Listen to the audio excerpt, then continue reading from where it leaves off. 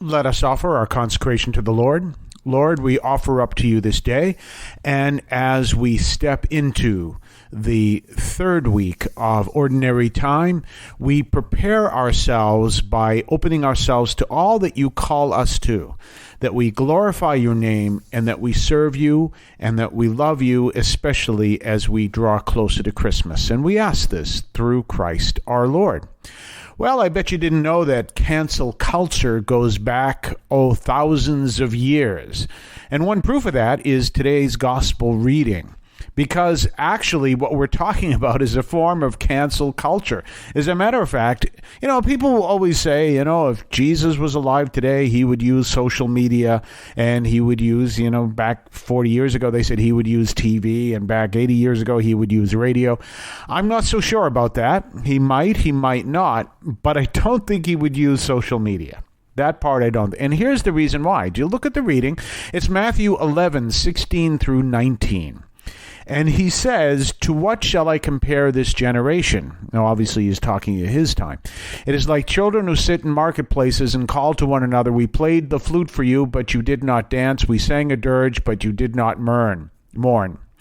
For John came neither eating nor drinking, and they said, 'He is possessed by a demon.' The Son of Man came eating and drinking, and they said, 'Look, he is a glutton and a drunkard, a friend of tax collectors and sinners.' But wisdom is vindicated by her works." If that isn't just a great description of cancel culture today, because isn't that what it is? Someone does something, and a group of people will say, "See, we told you," and another group of people will say, something else. But it really shows that cancel culture is rooted in a culture that loses its direction, that loses its anchor. Maybe that's a better way. It says, "But wisdom is vindicated by her works." Those who act in wisdom are those who will be able to show the world where the truth is. And so that's an important message, especially as we work our way into the third week of Advent. Remember, the third week of Advent is called Gaudete Sunday, and what that means is Joyful Sunday, because, and actually the color that people wear, that priests wear often, is rose. I have met priests over the years who refuse to wear that color because in the American culture it looks a lot like pink. But that's true. Some guys refuse to wear it. I personally have no problem with it because that's the color we're supposed to wear. And it reminds us that we're almost there at Christmas.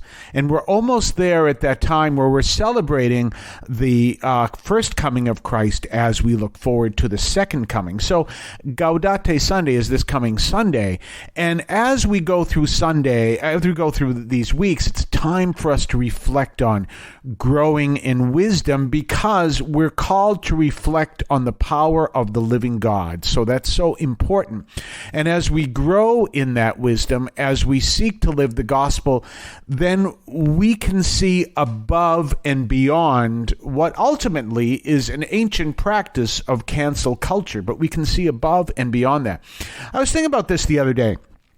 You do understand, I've spoken to you before, how one of the basics and one of the instructional manuals, in a sense, for how people are pushing forth their political agenda is Saul Alinsky's Rules for Radicals.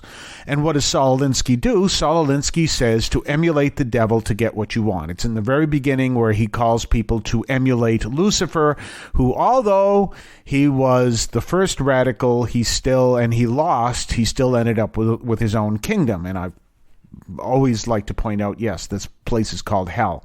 So it's very, very similar to the very, I always get this confused. Okay, it's the sixth movie, which is the third chapter of Star Wars. And remember that famous scene where Anakin Skywalker, before he becomes Darth Vader, before he becomes the ultimate form of Darth Vader, says, "This is all mine," and you're looking at this volcanic planet that has nothing there but but fire and brimstone.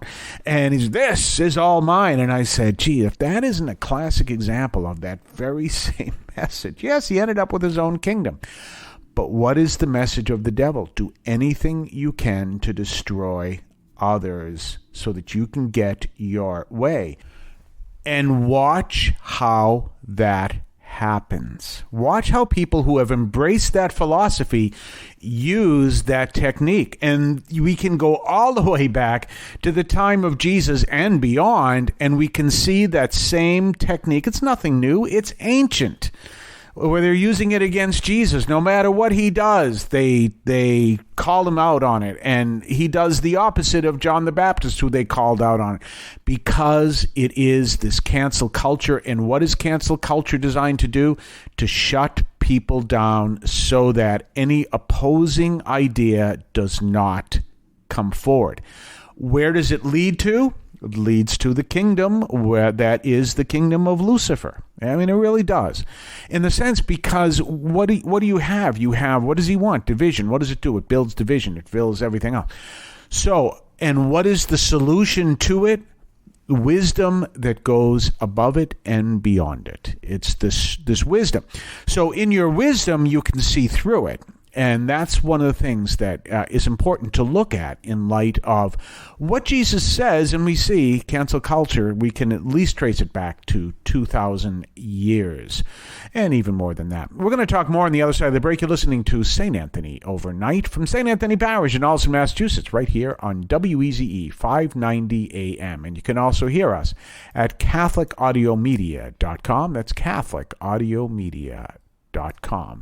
We'll be right back right after this. Do you ever want to have an input into the homily preparation of a priest? Do you ever want to share with a priest or a deacon any ideas on which to preach? Well, let me invite you to CatholicAudiomedia.com. Click on Input for Homily in the top left side of the page and follow the instructions. There, your words may have a great input on what is preached at St. Anthony Parish in Alston, Massachusetts. So remember, CatholicAudiomedia.com, click on Input for Homily and follow the instructions, and your words may make a difference at what is preached every single weekend at St. Anthony Parish in Alston, Massachusetts. That's St. Anthony Parish, Alston, Massachusetts. Hey, you know, if you're listening to this program, which obviously you are, and you'd like to share where we are, remember we're at WEZE 590 AM at midnight and 3 o'clock in the morning, and you can also hear us at CatholicAudiomedia.com. Let people know we're here. Pass the word. Tell people we're here, and tell people where to find us. And, you know, if there's something that really touches you, let people know, and also let us know. You can go to CatholicAudiomedia.com and click on where it says Contact, and you can send us some feedback if you want. You can donate to the show if you like at CatholicAudiomedia.com/donate. And you can also do other things to let us know you're there. You can sign up for our Substack newsletter, which is a great thing to do. Check that out. Join us at Substack.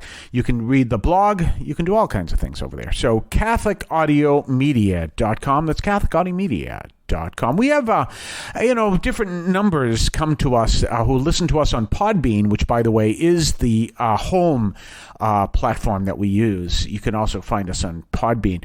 But if you click on our program and then click go to the actual show, you come to the Podbean, the Podbean platform.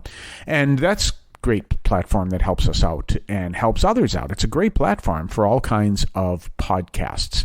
That's Podbean, and we are at CatholicAudiomedia.com. So anyway, we're looking at these powerful words from Jesus, and he's saying this cancel culture that is there. But there's something else we want to see in the first reading. And where he says these powerful words, and this goes right back to where we were just talking before the break.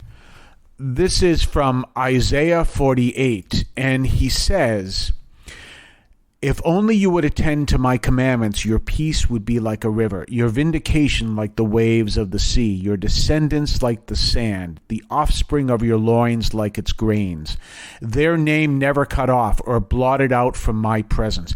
Keep that in mind. What we're really called to do is we're called to live those commandments so we can be signs to others, even those who may be practicing cancel culture and always looking around for a reason to complain and a reason to shut people down, because that's what Saul Alinsky taught. And people have embraced that because it's taught in some very elite areas, Saul Alinsky stuff. And here they're recognizing, they're saying, no, this is the way to go. We're going to go to this more ancient way of living, which is the commandments. And remember what the commandments are based on. Love the Lord your God with all your heart, soul, mind, and strength. Love your neighbor as yourself. There are people that'll call themselves good practicing Catholics who do neither of those two commandments because they can be really nasty.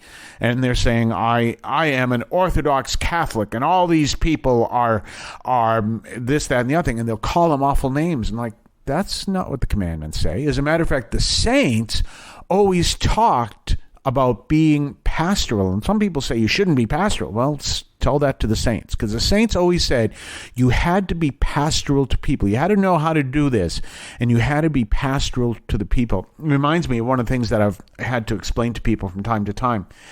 Business leadership and pastoral leadership are two different styles, and they never the twain shall meet. There is a time to bring in the very strict form of business leadership, but a lot of time in pastoral leadership, you have to use more a pastoral style. And there isn't a saint in the history of the church that wouldn't that wouldn't tell you that those words are wrong. They would tell you, yes, you have to be pastoral, because everything we have to do is in love of God and love of neighbor. And notice what the book of Isaiah says. This is God speaking through Isaiah.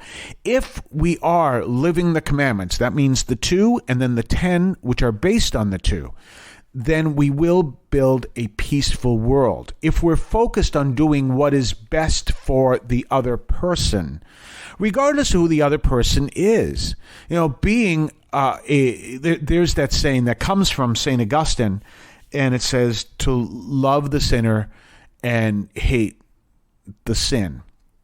Is that it? Yeah, hate the sin and love the sinner. And some people, they get very upset with that. Well, wait a minute. Go back one. Love all people. Love the sinner. And when you love the sinner, you will lead the sinner to come to know a Christ in a new way. Just as when people love you as Christ wants you to be loved, it transforms you. So keep that in mind. Always be focused on that reality. And how do we do that? We do that by recognizing that our ultimate goal is to love God, love neighbor, and doing that, we follow the commandments. We are happy you are here. Let people know where to find us. And in the meantime, we hope you have a blessed weekend, and we will see you on Monday in the 3rd week of Advent. In Cristo vivimos.